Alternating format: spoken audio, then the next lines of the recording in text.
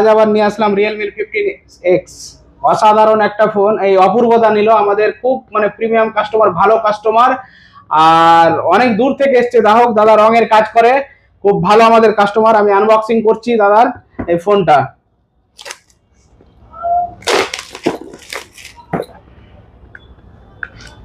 Wow, colour, ও nice colour, অসাধারণ colour. অপূর্বদা কেমন লাগলো কালারটা? কালার তো সুন্দর, দারুন কালার। আপনি কালারের কাজ করছেন, আমি পাগল।